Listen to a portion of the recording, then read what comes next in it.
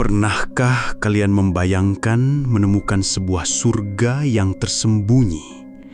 Sebuah pulau dengan pasir seputih mutiara dan air sejernih kristal, jauh dari hiruk-pikuk dunia. Tapi bagaimana jika surga itu hanyalah ruang tunggu neraka? Bagaimana jika setiap butir pasirnya menyimpan jeritan dan setiap debur ombaknya menyanyikan lagu kematian? Selamat datang kembali di Zona Gaib. Bersama saya, kita akan menelusuri jejak 5 mahasiswa yang menemukan pulau yang seharusnya tidak pernah ada. Kisah ini adalah pengingat bahwa beberapa tempat di bumi memang sengaja dibiarkan terlupakan oleh Tuhan. Pastikan kalian nonton sampai akhir, karena apa yang mereka alami akan membuat kalian berpikir 2 kali sebelum melangkahkan kaki ke tempat asing. Kisah ini dimulai dari sebuah ambisi. 5 mahasiswa pencinta alam yang tergabung dalam sebuah klub universitas ternama ingin melakukan sesuatu yang berbeda. Mereka adalah Bagas, Farah, Leo, Chika, dan Gilang. Bukan gunung tinggi atau hutan lebat yang menjadi tujuan mereka kali ini, melainkan sebuah pulau kecil tak bernama yang mereka temukan dari cerita-cerita para nelayan tua di pesisir Flores. Mereka menyebutnya Pulau Kosong, sebuah tantangan yang terdengar sempurna. Bagas sebagai ketua sudah merencanakan semuanya dengan matang. Logistik, peralatan, dan rute perjalanan. Ia adalah tiang penopang kelompok, sosok yang selalu berpikir logis dan tenang. Di sampingnya ada Farah, gadis berhijab yang lembut, namun memiliki kepekaan yang tidak dimiliki yang lain. Sejak awal, perasaannya tentang perjalanan ini sudah tidak enak. Sebuah bisikan samar di hatinya yang terus ia coba abaikan. Lalu ada Leo, si pemberani yang badannya paling tegap. Baginya tahayul dan cerita hantu hanyalah bumbu penyedap petualangan, bukan sesuatu yang perlu ditakuti. Chika, dengan kamera selalu tergantung di lehernya, adalah mata dari setiap perjalanan mereka. Ia periang, namun hatinya paling rapuh di antara semuanya. Terakhir, Gilang. Pria pendiam itu adalah yang paling misterius.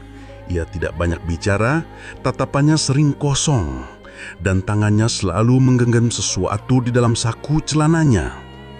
Ialah yang pertama kali mengusulkan ide tentang pulau ini. Perjalanan mereka menuju titik terdekat dari pulau itu memakan waktu 2 hari. Dari sana, mereka menyewa sebuah perahu kayu kecil milik seorang nelayan lokal. Wajah nelayan itu keriput dimakan garam dan matahari. Saat Bagas menunjukkan ke arah sebuah titik samar di cakrawala, raut wajah nelayan itu berubah. Ia tidak menolak, hanya sorot matanya menyiratkan keengganan yang aneh. Ia meminta bayaran 3 kali lipat dari harga normal. Sebuah permintaan yang langsung disetujui Leo dengan tawa angkuh. Perahu melaju membelah ombak biru yang tenang. Semakin dekat, wujud pulau itu semakin jelas. Benar kata orang, itu adalah surga. Pasir putihnya berkilau di bawah matahari. Hutan hijau lebat menjulang di tengahnya, tampak rimbun dan damai. Tidak ada tanda-tanda kehidupan yang justru membuat pulau itu terasa eksklusif dan istimewa. Namun Farah merasakan sesuatu yang lain.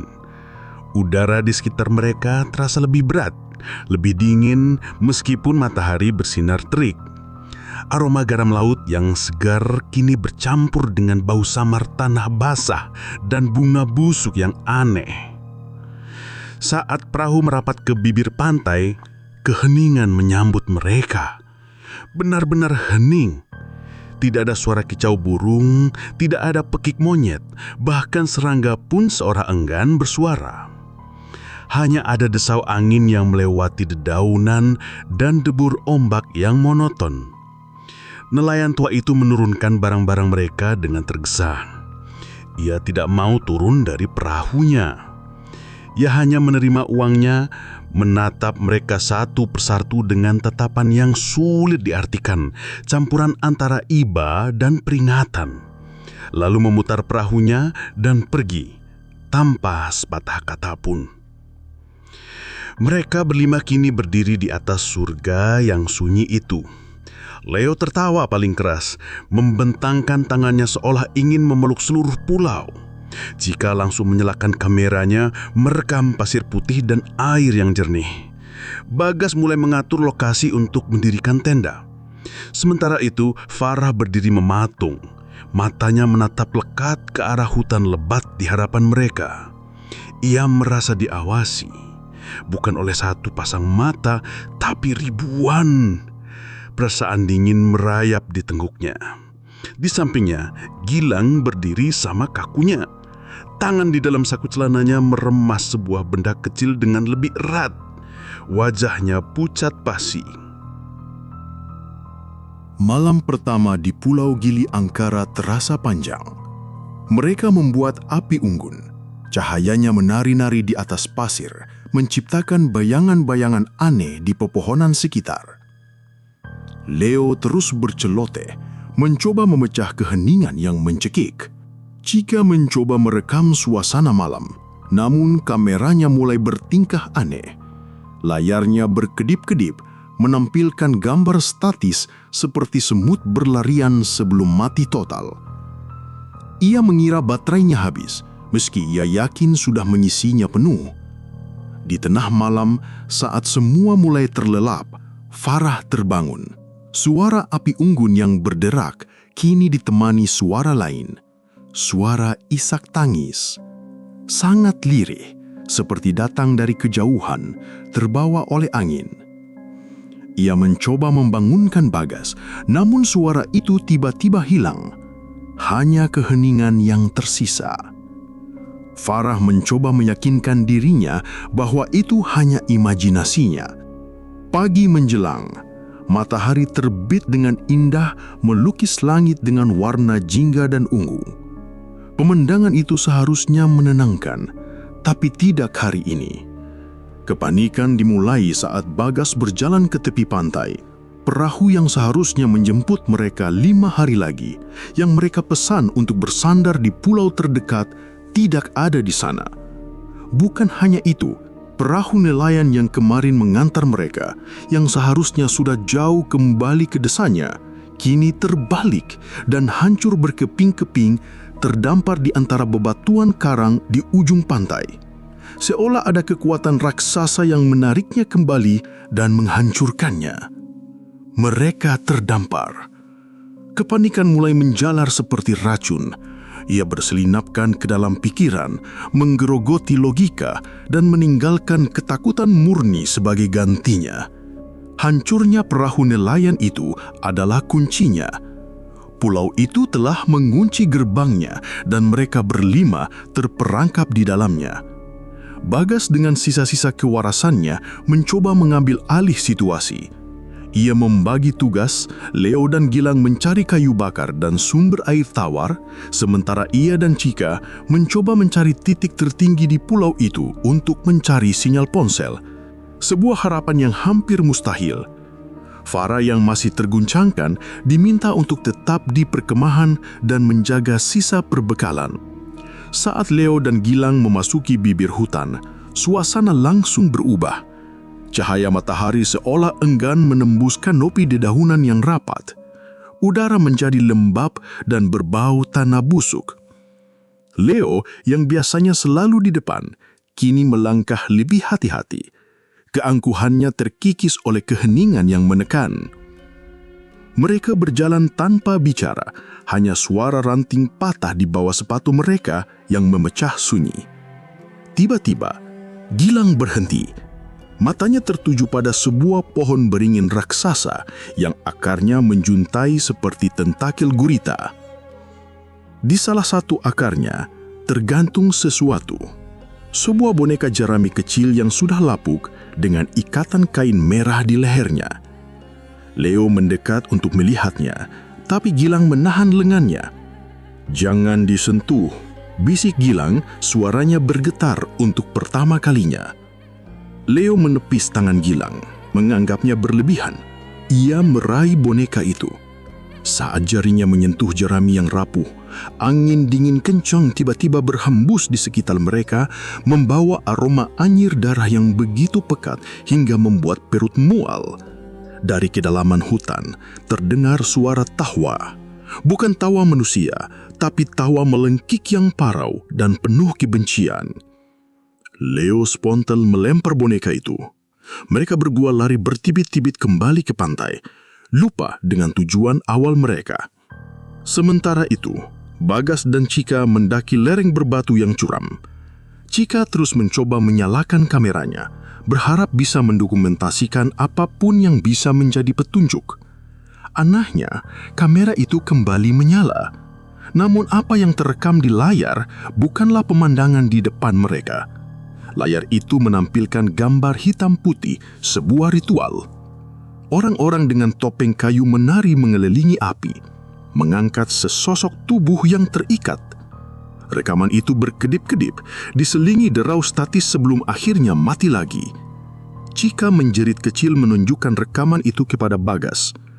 Bagas melihatnya sekilas, wajahnya menegang, tapi ia menyuruh Chika untuk tidak memikirkannya. "Hanya gangguan sinyal," katanya, meski ia tahu tidak ada sinyal apapun di pulau terkutuk itu. Di perkemahan, Farah mencoba menenangkan diri dengan berzikir. Namun setiap kali ia memejamkan mata, ia melihat bayangan-bayangan mengerikan.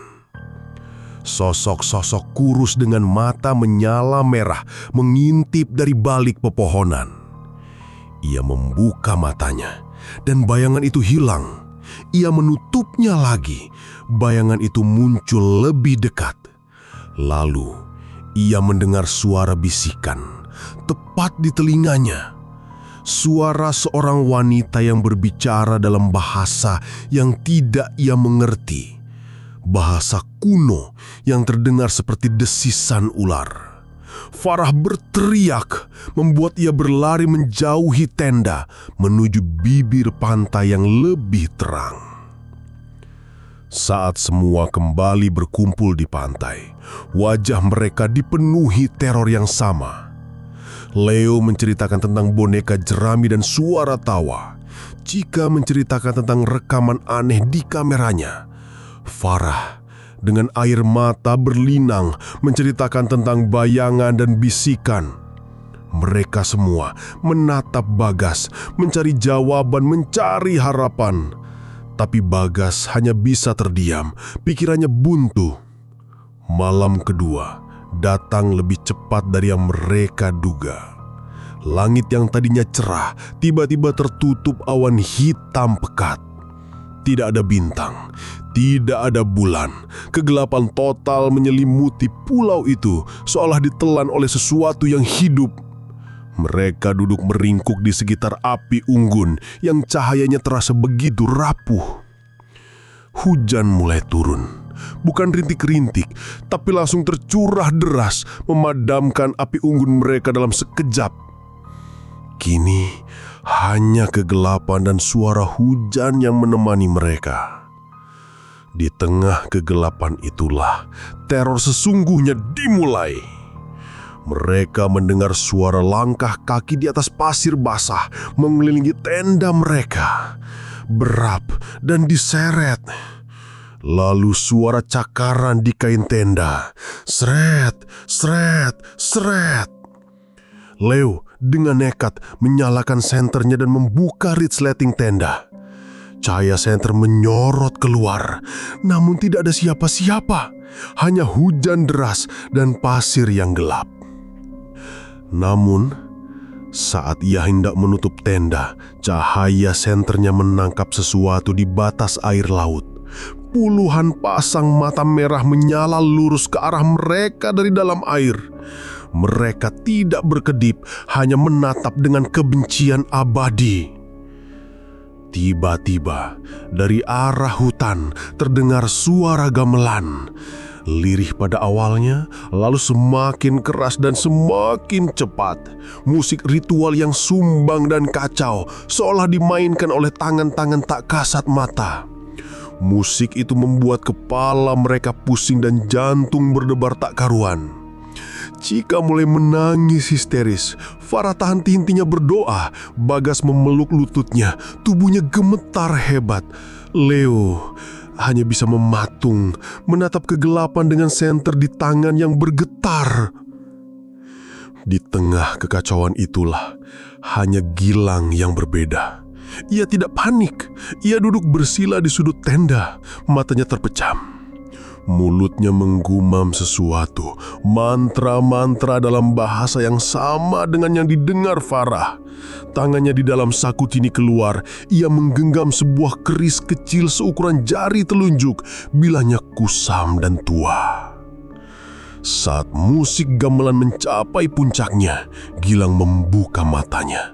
Matanya tidak lagi coklat, tapi hitam semuruhnya.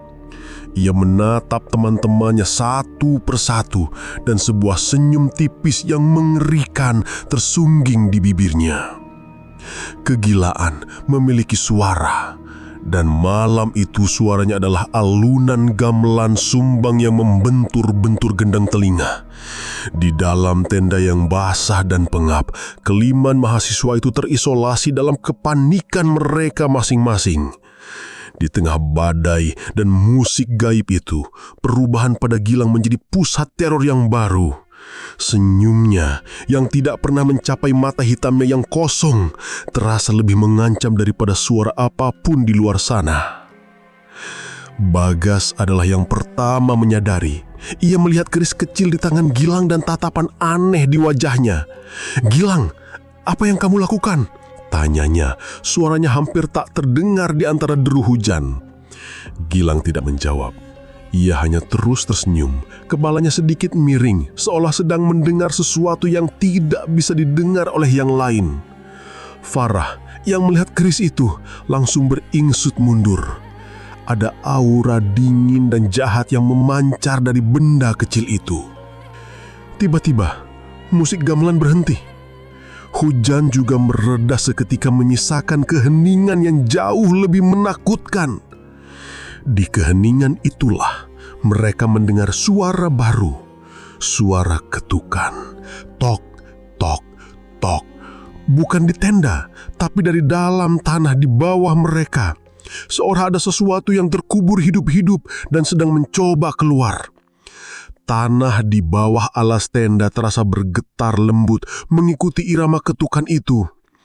Cika menjerit, menunjuk ke tengah tenda. Permukaan tanah di sana menggembung perlahan, naik turun seperti dada orang yang bernafas. Leo, yang rasa takutnya kini berubah menjadi amarah putus asa, mengarahkan senternya ke wajah Gilang. "Ini semua gara-gara lo kan? Lo yang bawa kita ke neraka ini!" bentaknya. Ia hendak menerjang Gilang, tapi Bagas menahannya. Kekacauan di antara mereka adalah apa yang diinginkan pulau ini. Saat itulah Gilang akhirnya bicara. Suaranya bukan lagi suara Gilang yang mereka kenal. Suaranya menjadi berat, dalam, dan bergema, seolah ada dua suara yang tumpang tindih. "Kalian diundang," kata Gilang. "Leluhurku butuh teman. Mereka kesepian." Pengakuan itu membekukan darah mereka. Jadi ini bukan kebetulan. Mereka sengaja dibawa ke sini. Gilang atau apapun yang merasukinya mengangkat keris kecil itu. "Ini kunci gerbangnya. Warisan dari buyutku yang satu-satunya berhasil kabur dari pulau ini. Tapi ia berjanji akan kembali membawa persembahan." Di luar tenda, mereka mendengar suara langkah kaki lagi. Kali ini banyak sekali. Langkah-langkah kecil yang cepat seperti anak-anak berlarian di pasir basah. Disusul suara tawa cekikikan yang membuat bulu kudut berdiri. Jika mengintip dari celah resleting, Apa yang dilihatnya membuatnya tertekasap tanpa suara. Puluhan sosok anak kecil berdiri di tepi pantai. Tubuh mereka kurus kering, kulit mereka pucat kebiruan seperti mayat, dan mata mereka bolong tanpa bola mata, hanya menyisakan rongga hitam yang gelap. Mereka semua menatap lurus ke arah tenda, tersenyum lebar memperlihatkan gigi-gigi runcing yang menghitam. Salah satu dari anak-anak itu mengangkat tangannya dan menunjuk ke arah tenda. Seketika, tenda mereka robek dari atas hingga bawah seolah dicabik oleh cakar raksasa yang tak terlihat. Angin malam yang dingin langsung menerpa wajah mereka. Atap mereka telah hilang. Mereka kini benar-benar terekspos di bawah langit hitam tanpa bintang. Anak-anak itu mulai berjalan mendekat, perlahan, serentak, tanpa suara. Kekacauan pecah. Leo, didorong oleh insting bertahan hidup, menerjang keluar tenda, berlari membabi buta ke arah hutan. Bagas menarik tangan Chika yang membeku ketakutan, mencoba lari ke arah berlawanan, menyusuri garis pantai. Farah jatuh tersungkur, kakinya terlalu lemas untuk bergerak. Ia hanya bisa memejamkan mata dan pasrah. Di tengah semua itu, Gilang berdiri dengan tenang. Keris terangkat ke atas seolah mempersembahkan teman-temannya kepada para penjemput. Bagas dan Chika tidak berani menoleh ke belakang. Mereka hanya bisa mendengar suara jeritan Farah yang tiba-tiba berhenti, digantikan oleh suara robekan kain dan tawa cekikikan yang semakin riuh. Mereka terus berlari, nafas mereka tersengal-sengal, jantung mereka serasa mau meledak. Mereka tidak tahu kemana harus pergi, mereka hanya tahu harus menjauh dari pandai. Di belakang mereka, di bekas perkemahan, Gilang menurunkan kerisnya. Sosok-sosok anak kecil itu kini mengerumuni tubuh Farah yang tak bergerak, sebelum akhirnya menyeretnya perlahan ke dalam air laut yang gelap dan tenang. Gilang menatap pemandangan itu tanpa ekspresi. Lalu pandangannya beralih ke arah hutan tempat Leo menghilang dan ke garis pantai tempat Bagas dan Chika berlari. Permainan baru saja dimulai. Para tamu harus dihibur satu persatu. Ia kemudian berjalan santai, mengikuti jejak kaki Bagas dan Chika di pasir basah. Hutan di Pulau Gili Angkara adalah sebuah jebakan ekologis. Setiap jengkalnya dirancang untuk menyesatkan dan mematahkan semangat. Di dalam hutan inilah Leo berlari, bukan lagi seorang mahasiswa pemberani, melainkan seekor mangsa yang putus asa. Adrenalin memompanya melewati pepohonan aneh yang batangnya tampak seperti tulang belulang dan dedaunan yang berdesir seperti bisikan. Ia tidak tahu apa yang mengejarnya, ia hanya tahu bahwa berhenti berarti mati. Ia tersandung akar pohon dan jatuh terjerembab ke tanah yang lembab dan berlumut. Saat ia mencoba bangkit, ia melihatnya. Bukan monster atau hantu, tapi sesuatu yang lebih meresahkan. Di tanah di depannya ada puluhan masker kayu yang berserakan. Masker-masker itu memiliki ekspresi yang beragam. Marah, sedih, tertawa, semuanya diukir kasar seolah dibuat oleh tangan yang gemetar karena teror.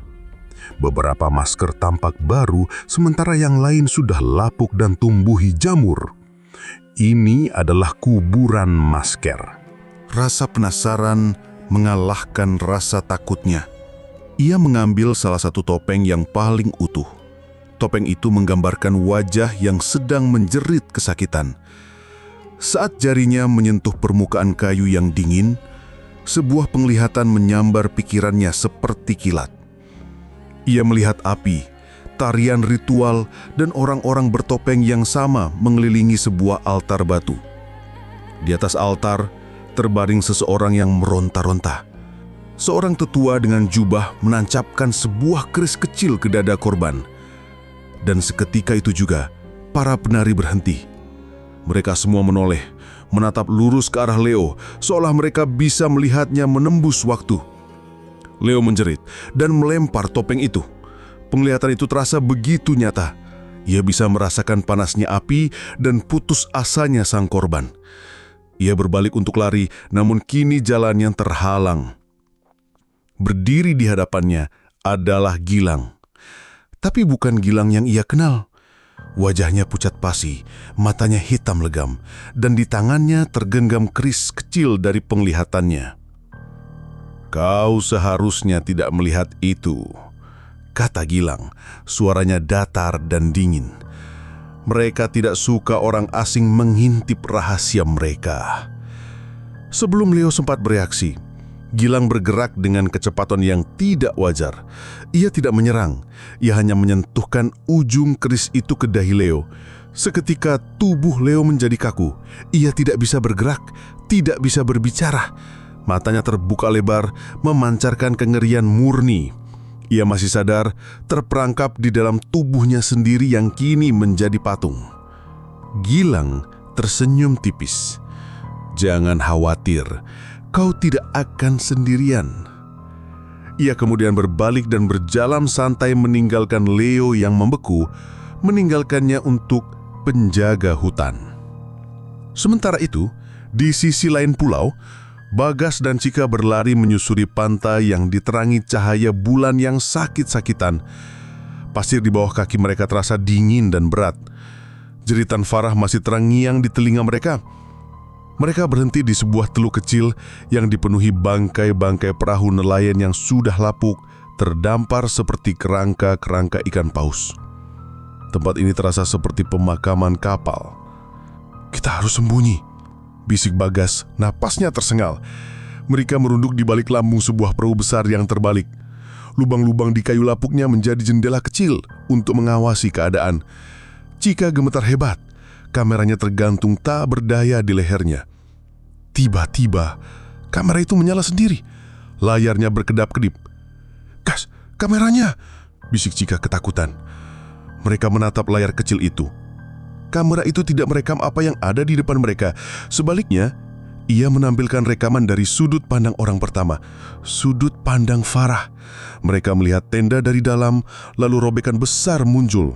Mereka melihat tangan-tangan kecil pucat menyeret dirinya ke arah air. Pandangannya bergoyang liar sebelum akhirnya terbenam ke dalam air laut yang gelap. Suara gelembung udara menjadi satu-satunya audio. Lalu hening, layar kamera menjadi hitam. Baterai habis. Bagas dan Cika saling pandang. Horor terpancar jelas di wajah mereka. Farah tidak hanya mati, arwahnya terperangkap di pulau ini dan entah bagaimana terhubung dengan kamera Cika. Itulah saat mereka mendengarnya. Suara derit kayu yang beradu dengan pasir. Mereka mengintip dari lubang di bangkai perahu.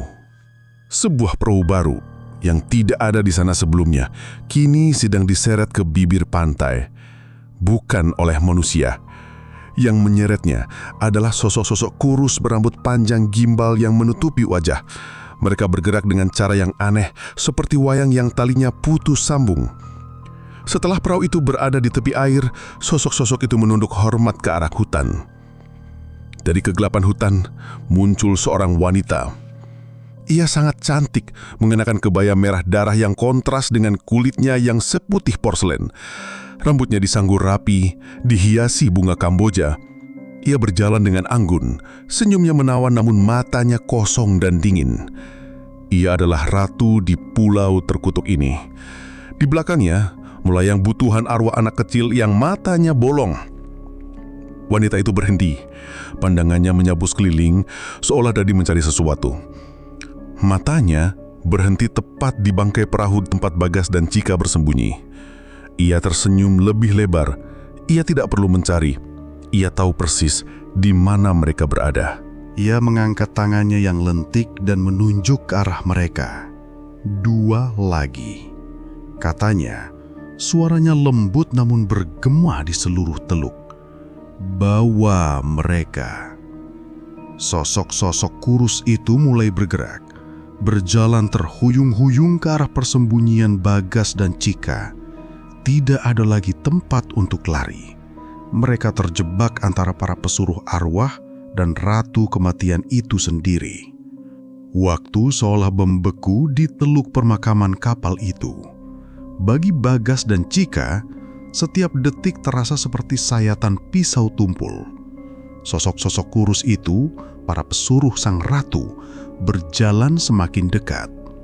Gerakan mereka yang patah-patah dan tidak wajar justru membuat mereka 1000 kali lebih menakutkan daripada jika mereka berlari. Tidak ada agresi, hanya kepatuhan dingin untuk melaksanakan perintah. "Kita harus lari," bisik Bagas, menarik tangan Chika yang sudah lemas karena pasrah. Tapi lari kemana? Di belakang mereka hanya ada tebing karang yang licin.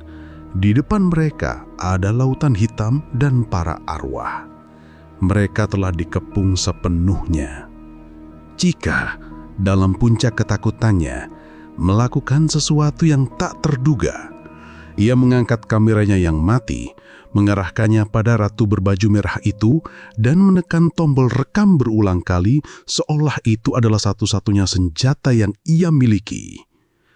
"Pergi, pergi dari sini!" teriaknya, suaranya pecah oleh isak tangis. Sang ratu hanya tersenyum melihatnya, senyum yang penuh belas kasihan palsu. "Anak manis," katanya, suaranya meluncur di udara seperti sutra dingin. "Tidak ada yang bisa pergi dari sini.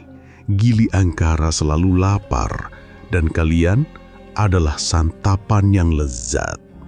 Saat para pesuruh itu tinggal beberapa langkah lagi, seteriakan keras memecah keheningan dari arah hutan. "Jangan sentuh mereka!" Semua kepala menoleh.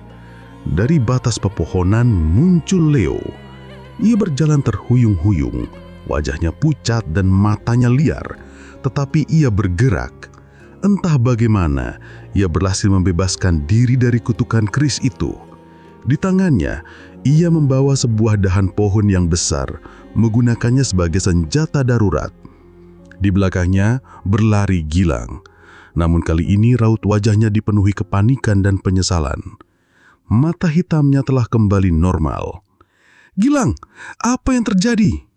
teriak Bagas. Aku tidak bisa mengendalikannya. Benda itu, keris itu, arwah leluhurku, mengambil alih. Dia yang membuat perjanjian." Sang ratu tertawa kecil melihat drama itu. "Pemberontakan kecil yang sia-sia," desisnya. Ia melambaikan tangannya dengan malas. Seketika, akar-akar dari pepohonan di sekitar pantai itu hidup. Akar-akar itu melesat keluar dari tanah seperti ular, membelit kaki Leo dan Gilang, membuat mereka jatuh tersungkur.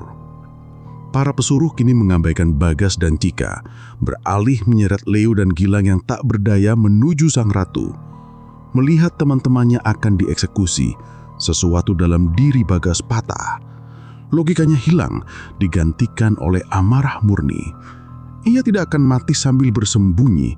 Ia mengambil sebuah papan kayu runcing dari bangkai perahu dan berlari keluar menerjang lurus ke arah sang ratu. "Kalau aku harus mati, kau ikut denganku." Itu adalah tindakan bunuh diri yang heroik sekaligus bodoh. Sang ratu bahkan tidak bergerak. Ia hanya menatap Bagas yang berlari ke arahnya. Tepat saat Bagas hendak menerjang, sesusut bayangan besar melompat dari atas tebing karang di belakang sang ratu. Itu adalah genderuwo yang tadi mengejar Leo. Makhluk itu mendarat di antara Bagas dan sang ratu, dan dengan satu ayunan tangannya yang besar, ia menghantam Bagas. Terdengar suara tulang patah yang mengerikan, dan tubuh Bagas terlempar beberapa meter sebelum jatuh tak bergerak di atas pasir. Jika menjerit sejadi-jadinya, kini hanya tinggal dia. Semua temannya telah kalah. Sang ratu berjalan mendekatinya, langkahnya anggun dan mematikan. Para pesuruh mengangkat tubuh Bagas, Leo, dan Gilang, membawa mereka ke perahu arwah. "Kau yang terakhir," bisik sang ratu, kini berdiri tepat di depan Chika. Wajahnya yang cantik dari kejauhan, kini dari dekat terlihat retakan-retakan tipis seperti porselen tua. Matanya adalah jurang tanpa dasar. Berikan kameramu akan menjadi kenang-kenangan yang indah. Jika gemetar tak terkendali menyerahkan kameranya, sang ratu mengambilnya lalu menyentuh dahi Chika dengan jari telunjuknya yang dingin. Dunia Chika langsung menjadi hitam. Beberapa minggu kemudian, sebuah kamera ditemukan oleh tim SAR di pantai sebuah desa nelayan di Flores, ratusan kilometer dari Gili Angkara. Kamera itu terbungkus kantong plastik, satu-satunya benda yang selamat. Isinya adalah rekaman terakhir dari Chika dan teman-temannya. Rekaman yang kacau, penuh teriakan, dan gambar-gambar mengerikan yang tidak bisa dijelaskan oleh akal sehat. Pihak berwenang menyatakan kelima mahasiswa itu hilang di laut. Tidak ada yang pernah menemukan jasad mereka. Tidak ada yang pernah menemukan Pulau Gili Anggara. Seolah pulau itu hanya muncul untuk menjemput tumbalnya, lalu kembali lenyap ditelan kabut dan mitos. Kisah mereka menjadi pengingat bisu bahwa di dunia ini ada tempat-tempat yang gerbangnya tidak boleh dibuka. Ada rahasia yang lebih baik terkubur selamanya. Karena sekali kau masuk, kau tidak akan pernah kembali. Kau hanya akan menjadi bagian dari cerita, bagian dari koleksi arwah di zona gaib.